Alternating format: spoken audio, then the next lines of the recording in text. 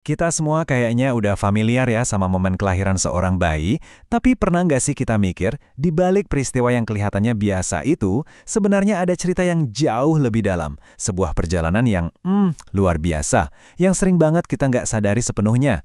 Yuk kita bedah ceritanya sama-sama. Sakit, kram yang rasanya luar biasa, terus dorongan sekuat tenaga. Nah, ini nih sensasi-sensasi intens yang mungkin langsung kebayang di kepala kita kalau ngomongin soal melahirkan. Sebuah pengalaman yang benar-benar nyata dan jadi gerbang buat kehidupan baru. Jadi biasanya prosesnya tuh gimana sih? Oke, awalnya semua dimulai dari kram hebat di perut. Terus, jalan lahir buat si bayi mulai kebuka. Abis itu, lari ke rumah sakit, dan di sanalah perjuangan mendorong yang luar biasa dimulai. Sampai akhirnya, plop, seorang bayi mungil lahir ke dunia. Tentu, pengalaman tiap ibu itu unik, tapi ya ini gambaran umumnya. Tapi, tunggu dulu. Pertanyaannya adalah, apa benar ini keseluruhan ceritanya? Ternyata momen melahirkan ini, yang penuh drama ini cuma sebagian kecil aja. Cuma babak final dari perjalanan yang jauh lebih panjang dan kompleks. Oke, untuk itu yuk kita mundur sedikit, kira-kira 9 bulan ke belakang. Di bagian pertama ini, kita bakal lihat gimana tubuh seorang ibu itu bisa berubah total, jadi semacam dunia baru buat calon bayinya. Semuanya berawal dari sini, di dalam rahim. Coba deh bayangin, rahim itu kayak rumah pertama kita, yang super elastis. Disinilah sel calon janin pertama kali masuk, dan jadi tempat tinggalnya selama 9 bulan ke depan. Aman, terlindungi, dan penuh nutrisi. Dan yang luar biasa, ini bukan cuma soal rahim loh, seluruh tubuh ibunya ikut beradaptasi.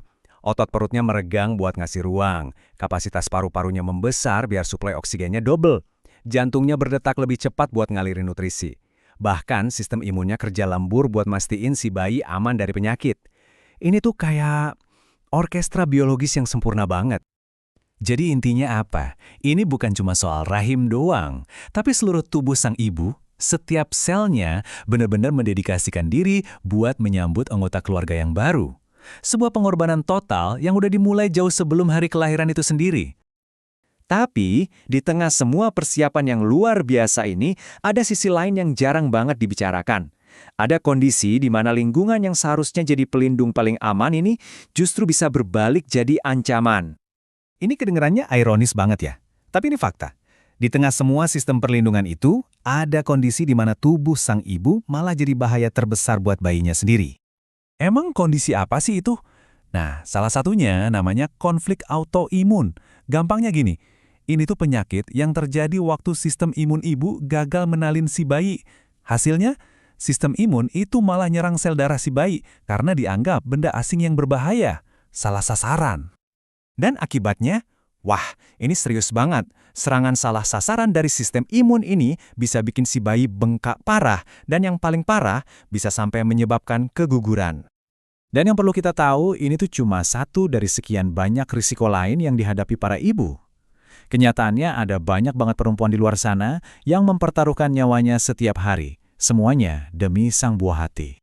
Perjuangan ini tuh nggak cuma terjadi di dalam tubuh loh. Sekarang kita coba geser fokusnya. Kita lihat gimana faktor-faktor di luar, kayak dukungan dari lingkungan sekitar, juga sangat menentukan perjalanan seorang ibu. Idealnya nih ya, perjuangan seorang ibu itu didukung penuh. Misalnya, dengan cuti hamil yang layak, atau fasilitas kesehatan yang lengkap dan gampang diakses. Tapi realitanya gimana? Kenyataannya, masih banyak banget ibu yang harus ditando berkilo-kilometer cuma buat dapetin perawatan dasar. Ini kesenjangan yang tragis banget antara yang seharusnya dan yang sebenarnya terjadi. Oke, di tengah semua tantangan tadi, bukan berarti nggak ada harapan sama sekali.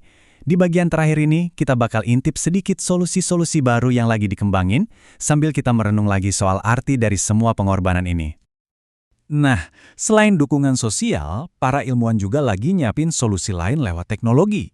Salah satu contoh yang paling futuristik dan menarik adalah penelitian tentang rahim buatan. Potensi teknologi ini tuh gede banget. Coba bayangin, kita bisa bantu bayi-bayi prematur buat tumbuh lebih kuat dan sehat.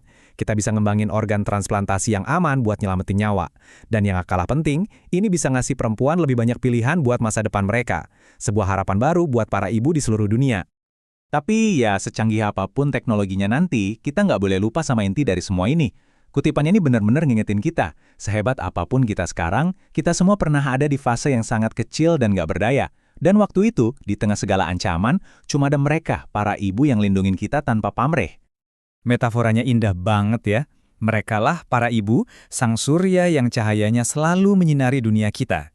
Sumber kehangatan dan kehidupan yang gak akan pernah padam. Jadi, setelah ngerenungin semua ini, ada satu pertanyaan terakhir buat kita semua. Udahkah kamu peluk ibumu dan bilang terima kasih hari ini? Terima kasih banyak udah menyimak perjalanan ini.